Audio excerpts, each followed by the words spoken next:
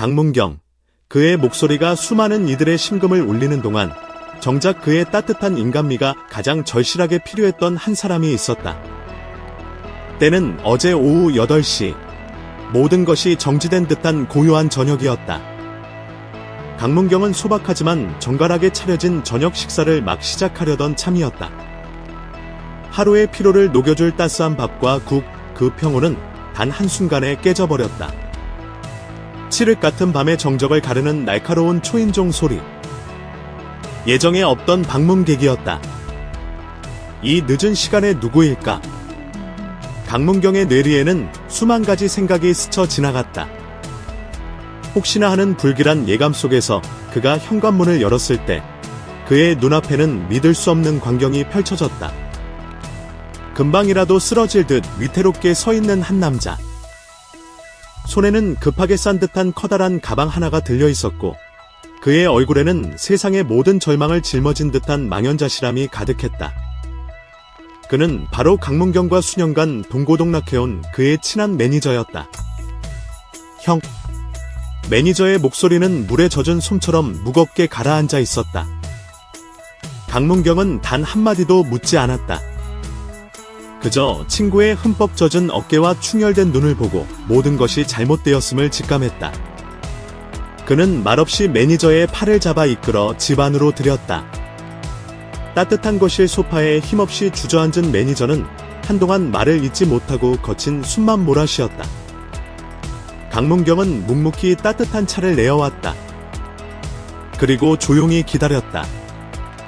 재촉하지 않는 그 배려 앞에서 매니저는 마침내 무너지듯 입을 열었다. 그의 고백은 충격적이었다.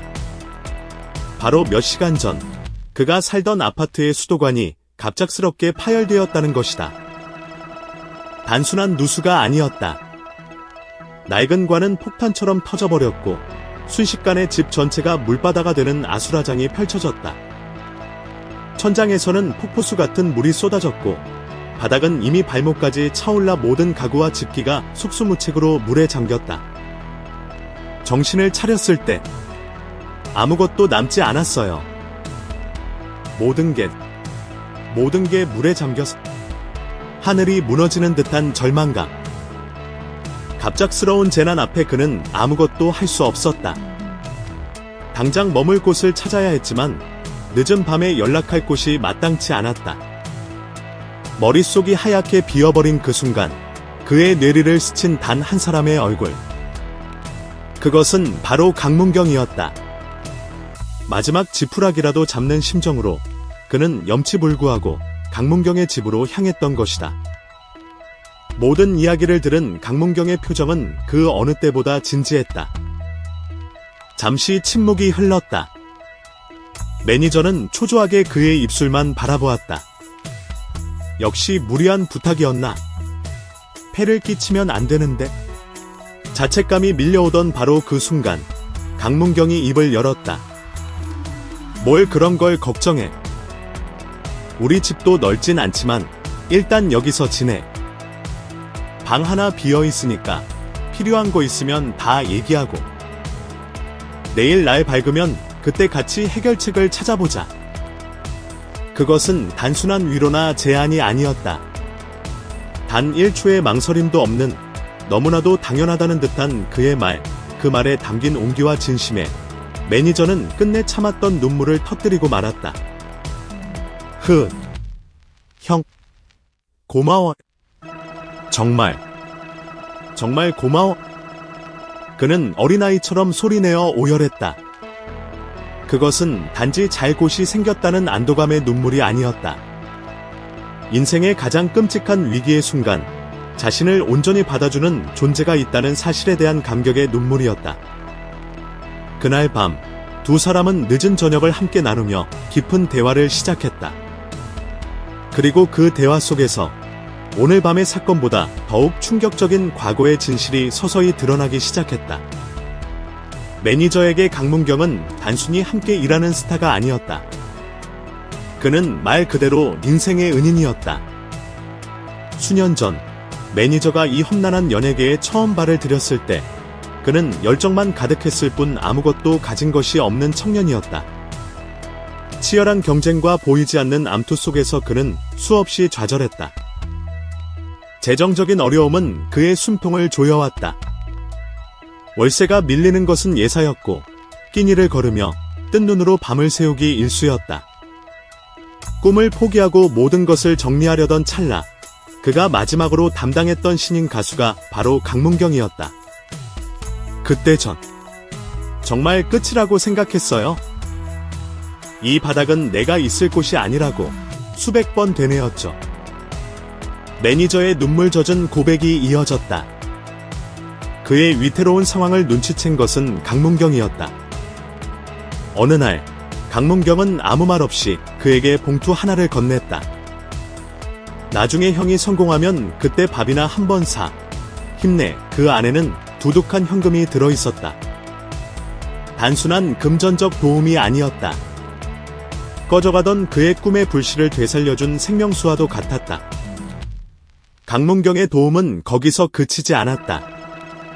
그는 자신의 인맥을 총동원해 매니저가 업계에 자리 잡을 수 있도록 발판을 마련해 주었다. 방송국 관계자들에게 그를 소개하며 내 동생이니 잘 부탁한다고 머리를 숙였고, 일이 서툴러 실수를 할 때면 다른 사람들 앞에서 그를 감싸주고 뒤에서 조용히 불러 따끔한 조언과 함께 따뜻한 격려를 아끼지 않았다. 그는 스타 이전에 친구였고 친형이었으며 때로는 아버지와도 같은 존재였다. 만약 그때 강문경이라는 사람이 없었다면 지금의 저는 존재하지 않았을 겁니다. 그는 저를 구원해준 사람이에요. 이 모든 이야기는 강문경이 스스로 밝힌 적이 단 한 번도 없었다. 그는 그저 묵묵히 자신의 자리에서 사람을 위하고 음악을 사랑했을 뿐이다. 수많은 성공을 거두며 트로트계의 정상에 섰음에도 불구하고 그는 단 한 번도 교만해지거나 변한 적이 없었다. 그와 함께 일해본 스태프들은 입을 모아 말한다.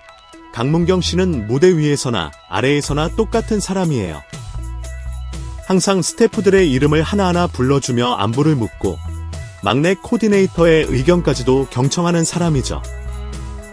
어젯밤의 작은 해프닝은 그의 그런 진면목을 다시 한번 증명하는 사건이었다.